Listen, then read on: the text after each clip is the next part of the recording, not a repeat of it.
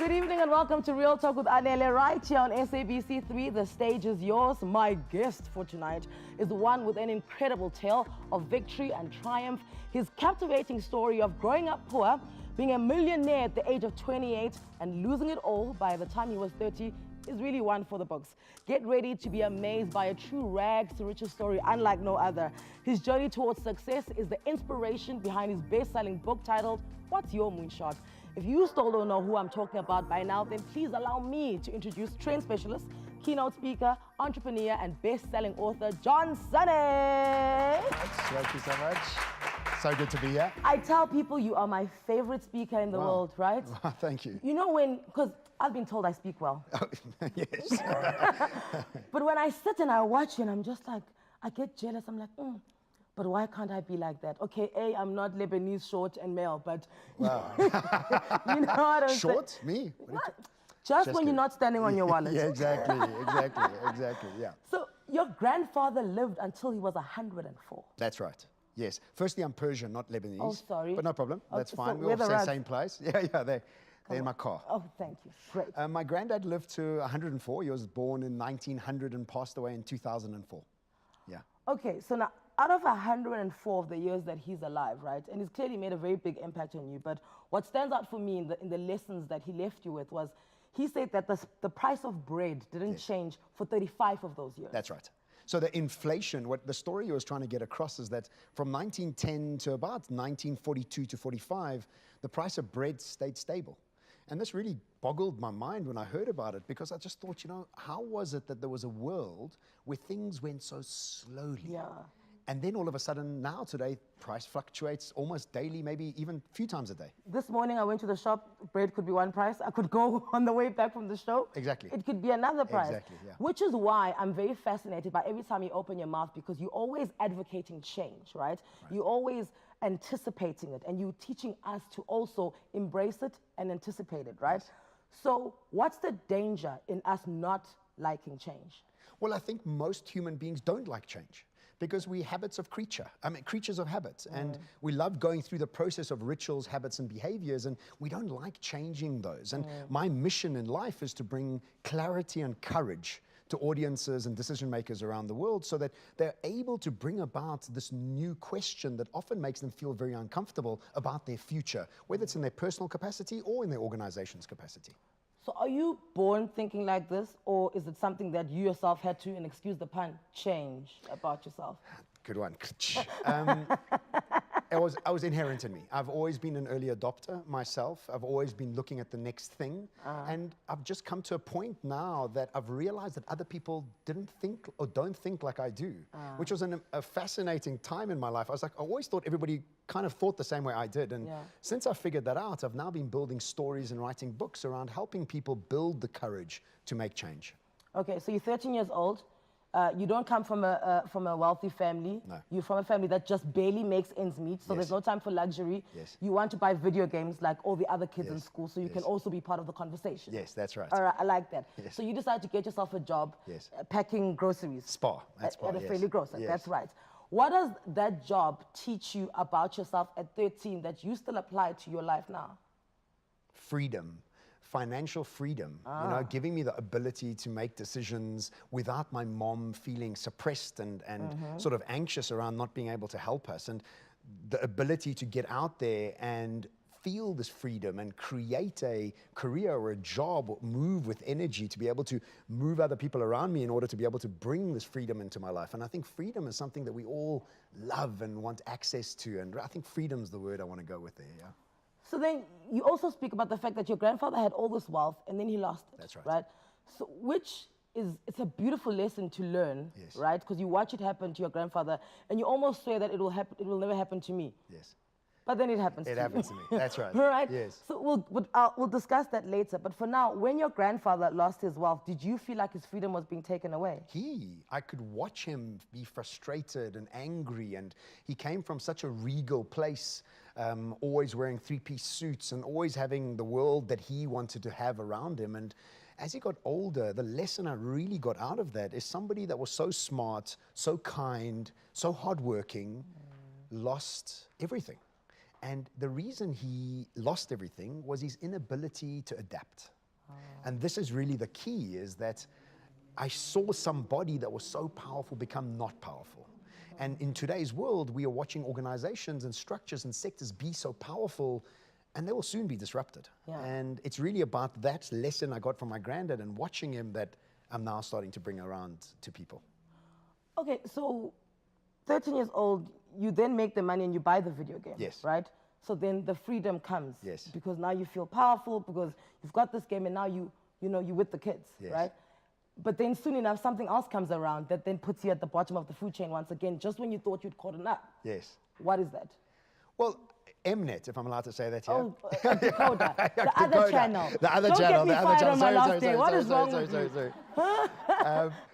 The new thing on the block then was the Yeah. decoder. And all of a sudden, people were all speaking about the decoder at school. Yeah. And I wanted to buy the decoder. So then my next paycheck, I saved up to buy the decoder.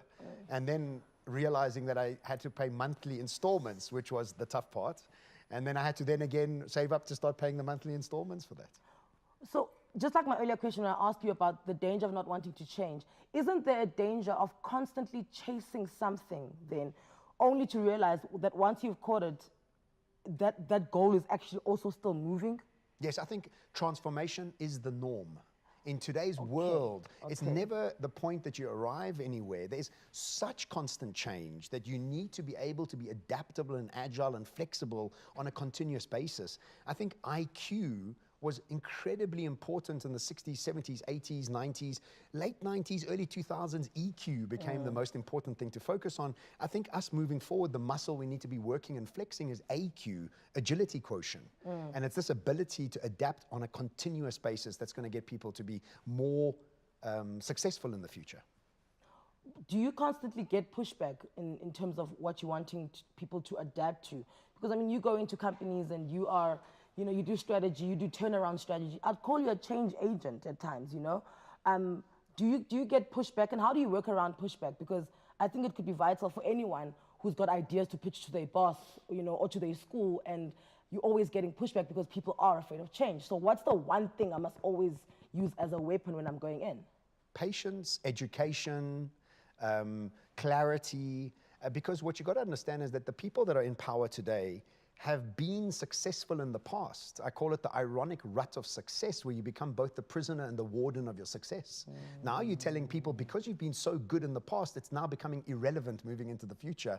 This is a very scary place. And so these older people are feeling frightened about the future. And what you need to be doing is slowly educating them, slowly bringing clarity to them, and allowing them to switch at a very, 1 degree at a time. And I think people like you and I, with lots of energy, we become impatient with that. We do. And that puts people in a back foot, you know what I mean? Yeah. So you've got to be doing it in a slow process. It's not a quick process. But I know that one line, but we've always done it this way. Yes. Oh. Yeah. Oh. Well, that's the ironic rut of success. Yeah. Is that's just the way it's always been. So, we don't need to change. This is how we'll do it. Yeah. Look, we're just getting warmed up. Let's take a minute to take a sip of water. Coming up after the break, how exactly does one go from making millions and then losing it all in the space of 2 years? Author of What's Your Moonshot, and MAGNETiiZE, John Sene, will tell us what happened right after the break.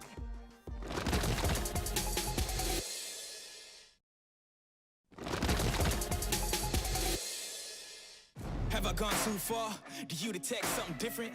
If you look inside my head, would you say something's missing? If you could give all your riches just to say the word, would you risk it? These politicians so old, can't tell if they're dead where they living. We are global citizens. I truly believe we live in the most fascinating time known to man. It looks like a hip-hop video. Welcome back to Real Talk with Anele right here on SABC 3. If you just joined us, we're chatting to best-selling author of What's Your Moonshot. It's a trailblazing book about cultivating the best version of yourself, future-proofing your business, and using your authentic power to realize your limitless potential. His latest offering, titled MAGNETiiZE, offers you the opportunity to stop chasing your life and take control of your future. Global speaker and trend specialist John Sene is our guest today. Trend specialist. Yes. How many people ever ask you to explain that? I can. I think a lot of people do. Okay. And I think when you become a trend specialist, you realize that what you need to do is categorize and contextualize trends in a way that give people the opportunity to innovate with purpose and laser focus. Okay. So if you're just looking at trends on their whole, they're too broad, and different markets around the world have different trends. So you have veganism that's growing so much in San Francisco, but in Dubai it's not. So you've got to categorize and contextualize the trends into markets in the world, and then decision makers can make decisions that are laser focused. Okay, speaking of a global, idea, what makes London appealing to you when you move to London, and is it more appealing than staying in South Africa? So it's New York. Yeah. I'm going to New York, not London. No, yeah. when you were younger. Oh, when I was London. Yes, I did move to London. Yes, Are you moving to New York? I am moving to New York. Yeah, yes. I mean, we'll talk about that later. Sorry, No, I thought that's what you're talking but about. I mean, Yeah. when you were 21, you moved to London to be a bartender. Yes, that's What right. made it more appealing that you couldn't do it in South Africa? I think the level of freedom you have in London around access to Europe, as far as traveling was concerned. Also earning pounds was really powerful process back then. And for the first time, being away from my mother, which was actually the first time I kind of grew up. And I remember very early on in my trip there, where I had to pay rent for the first time and pay for my food for the first time, it dawned on me for the first time what my mother had gone through throughout our lives, her bringing us up as a single mom. And I wrote her a love letter that she still got framed in a house. What does the love letter say? Just to thank her and become aware of what she had done. You know, when you're a kid, a snotty-nosed kid, you complain because there isn't food on the table when you get home from football practice or whatever it is. You're snotty. You don't even know that you're being like that. Yeah. And so the love letter was just really a deep level of gratitude for what my mom had gone through, to have sacrificed so much for my brother and I. What's her reply to the love letter? Tears.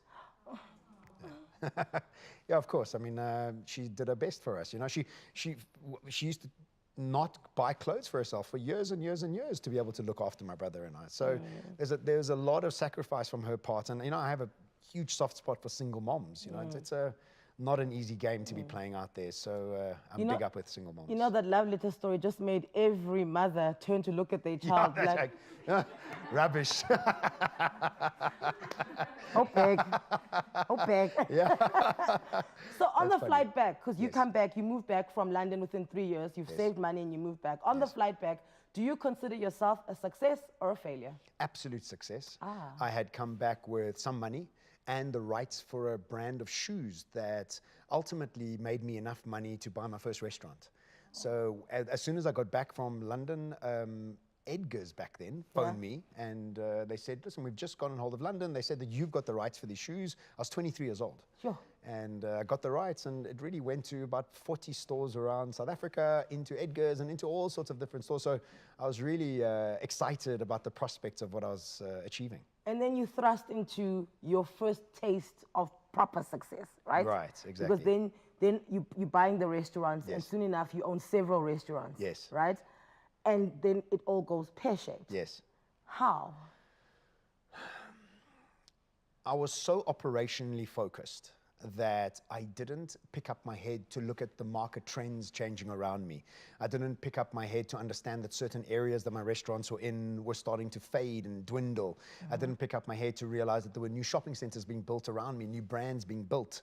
I just wasn't focused on what was going on out there. I was so focused in on my business. And as it happened, it very slowly started to demise. And because it was such a slow process, You can't pick it up. I couldn't pick it up, you know, and the pain I went through from being this hugely successful person to starting to lose things and becoming shameful and embarrassed about the fact that I couldn't afford to go out, or having to lose my car and my house, and those sort of things started happening. And it was just so slowly. It almost feels like it was in slow motion, to be honest. Yeah. So it was just me not being aware on a macro level and just being too focused on sort of what I was doing. And also because you're good at what you do.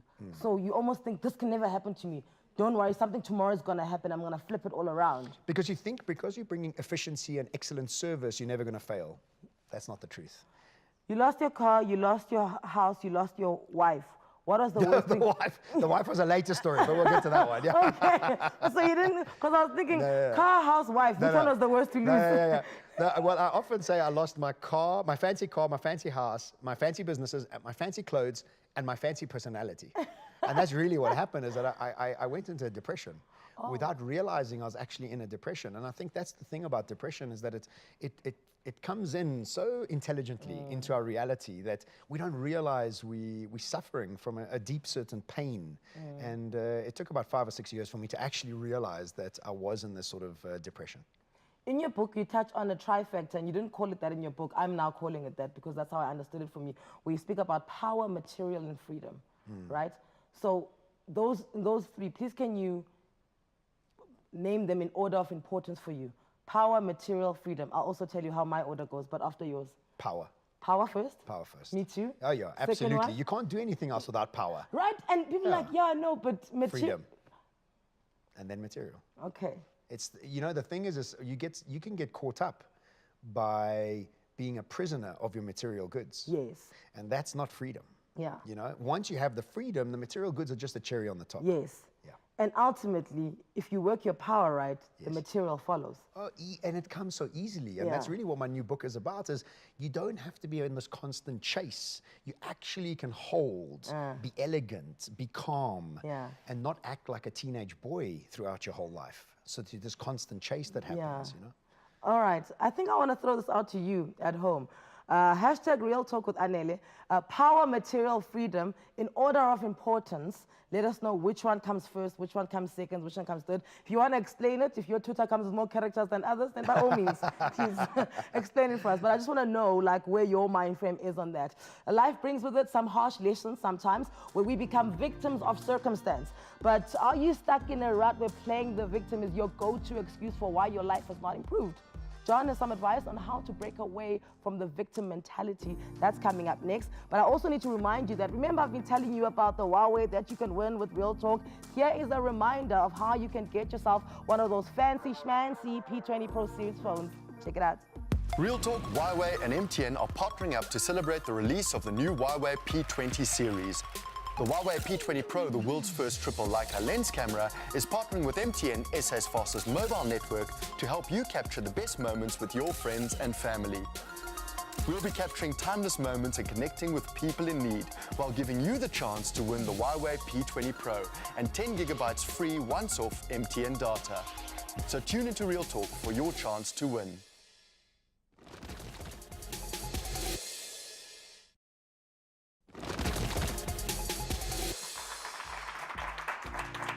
Welcome back to Real Talk on SABC3, where the stage is yours. Tonight in studio, we're joined by a trained specialist, global speaker, Singularity University faculty member, John Sane. His latest offering, titled MAGNETiiZE, offers you the opportunity to stop chasing your life and take control of your future. Now, people won't understand that because, but I'm supposed to be chasing, right? We're chasing dreams, we're chasing goals, we're chasing the deal. What do you mean by stop chasing your life? I want to ask everybody at home, when did the race start? Who are we competing against? And what does it mean when we win? There's no ending. So there's this constant anxiousness around what we're doing. And so one of the chapters in my book, I start off by saying, are you running away from the darkness, or are you running towards the light? And what happens is, from the outside, the action looks exactly the same. People are ambitious, they focus, they're driven, they work hard. But one of them is fueled by anxiousness and the other one is fueled by excitement. And that's the difference, is when you're chasing constantly, you're anxious. When you're building with excitement. Oh, wow. So how do I know the difference? Feel it in your gut. Are you waking up in the middle of the night? Are you feeling anxious about things? Is your leg tapping up and down? Are you always impatient, always complaining, always not happy about what things are happening? What you've done is really become a victim of the reality that you're in. When you start building towards something that's exciting, you're calm, you're patient, you're elegant, you understand there's a process. You build others. You build others. In the same process. Yeah. You also speak about an analogy of, and I like it, about peeing in your nappy. Yes. All right, please run me through that one. Sure. So what happened with me for 5 years is that I sat inside a victim mindset without not realizing. And There's many different types of victims, but the three that I tap into, the first one is the martyr victim, where we feel sorry for ourselves, and that's kind of the classic victim, and most of us understand that victim. The other one's the arrogant, inferior victim, somebody that is always making anybody that's more successful than them below themselves. For example, if somebody's driving past in a Ferrari, quietly inside your head you go thief, and you carry on walking.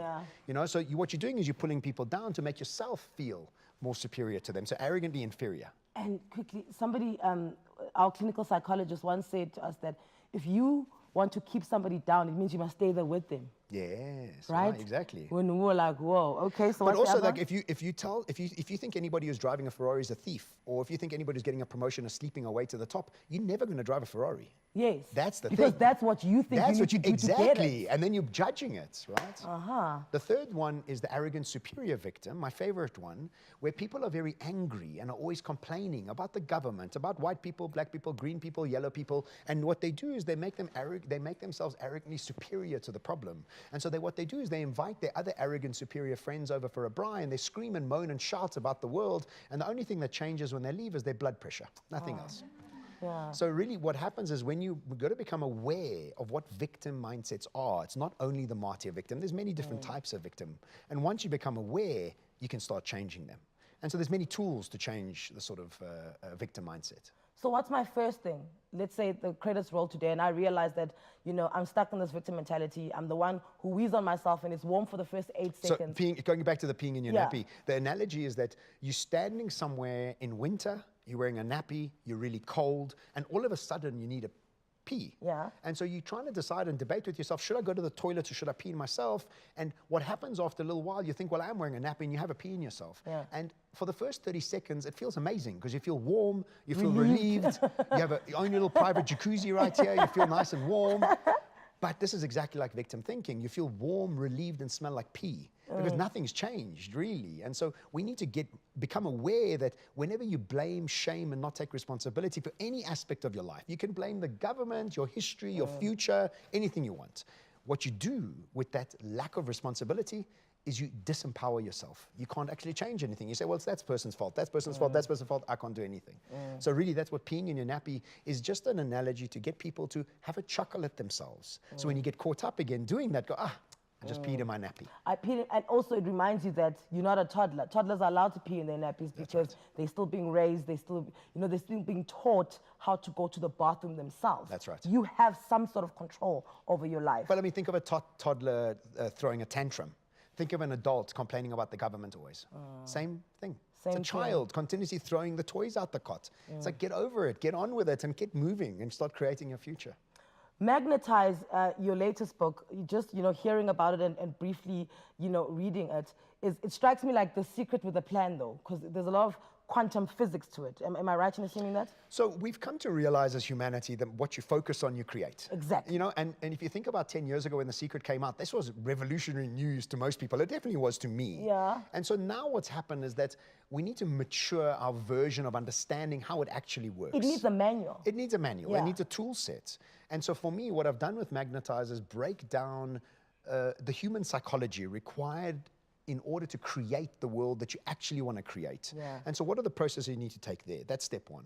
Step two is, how do you expose yourself to the future? How often? What do you look at? How do you categorize it in order to start understanding where you need to be playing and where you not need to be playing? And then thirdly, I talk about macro perspective, as how do we switch our perspective on a moment by moment, day by day basis to be able to bring our human psychology as well as future studies and start really starting to create a world that is so abundant and so exciting for ourselves when we take responsibility for it. Abundant. That's right. That is all I'm taking. Look, I'm taking a lot from what you said today, but abundant, because I really do believe that there's enough for everyone.